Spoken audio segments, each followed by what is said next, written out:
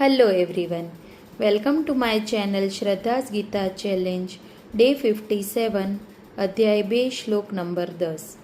શ્લોક નંબર 10 આ રીતે છે. તમુવાચ ઋષિકેશ પ્રહસન્નીવ ભારત સેનયોરુભયોર્મધ્યે વિષીદંતમિદં વચ.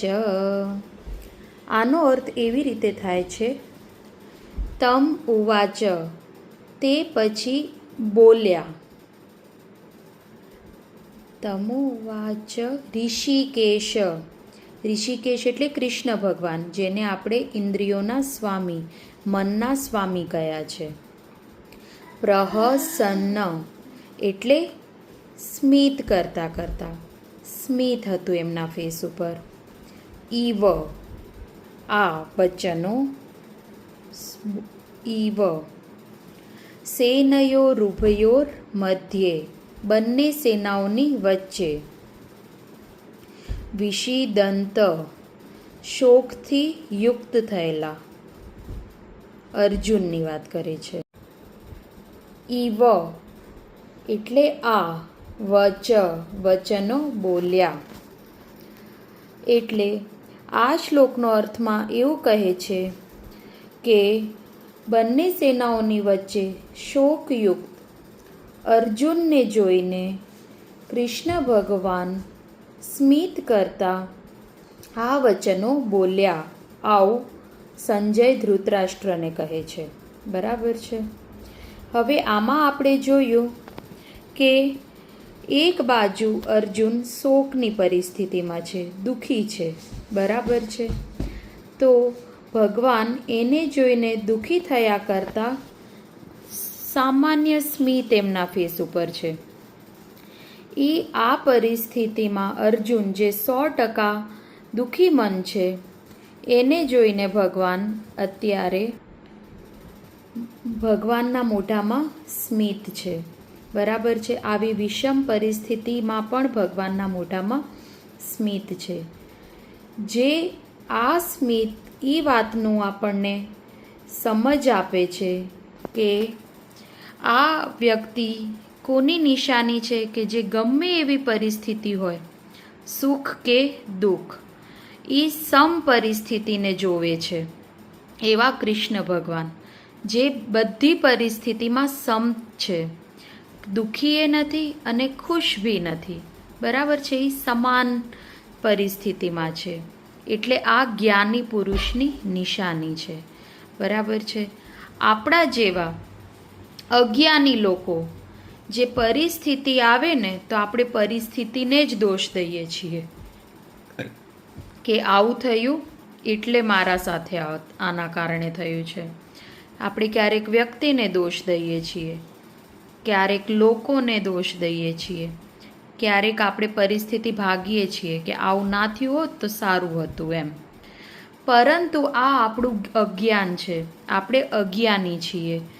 એટલે જ આપણે બધી પરિસ્થિતિમાં વિષમ જ લાગીએ છીએ. આપણે બધી ગમે એ પરિસ્થિતિ કેમ ના હોય, પણ આપણને કોઈકને કોઈક વસ્તુને દોષ આપી જ દઈએ છીએ. સમયને, સિચ્યુએશનને, વ્યક્તિને કે કિસ્મતને દોષ આપણે બીજા ઉપર જ ઢોળી દઈએ છીએ.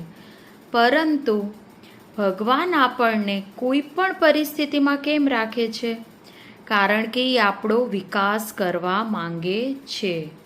ભગવાન આપણને દુઃખ કે સુખ જે પણ પરિસ્થિતિ આપે છે ને, એ આપણા આધ્યાત્મિક વિકાસ માટે આપે છે. આપણને એક સાચી સમજણ મારા જીવનમાં ઉત્પન્ન થાય, મારું જીવન આજે છે એનાથી વધુ સારું બને, એનાથી વધુ સુંદર બને, એનાથી વધુ થોડું વ્યવસ્થિત બને.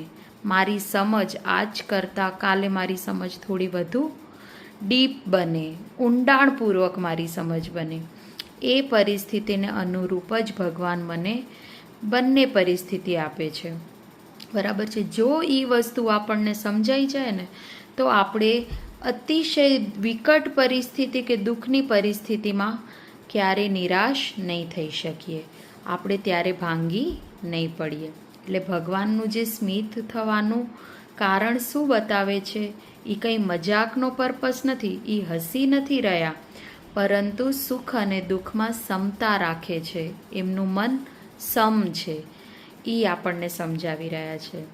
અને ભગવાન અર્જુનના મને તો જે પરિસ્થિતિ પહાડ જેવી મુશ્કેલ છે, એવી ભગવાનને ખ્યાલ છે કે અર્જુન આ પરિસ્થિતિ એટલી પણ મોટી નથી, એટલી પણ વિશાળ નથી, એમના માટે તો એક રાઈના દાણા જેવી મુશ્કેલીની છે. એટલે ભગવાન હવે એને સાચું જ્ઞાન આપવા માટે તૈયાર છે.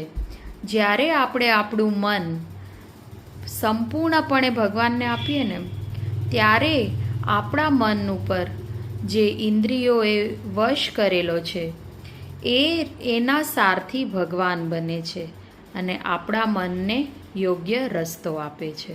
બરાબર છે. એટલે આ શ્લોક પાછળ ભગવાનના સ્મિતનું કારણ હતું સુખ અને દુઃખમાં સમતા સાધવાનું, અને અર્જુનને સાચા જ્ઞાનની હવે સમજ આપવાની તૈયારી, કે હવે એમનો શબ્દ શરૂ થશે. તો તમને આ શ્લોક કેવો લાગ્યો? જો ગમ્યો હોય તો ચોક્કસ લાઈક કરો અને મારા ચેનલને સબસ્ક્રાઈબ કરો. Thank you.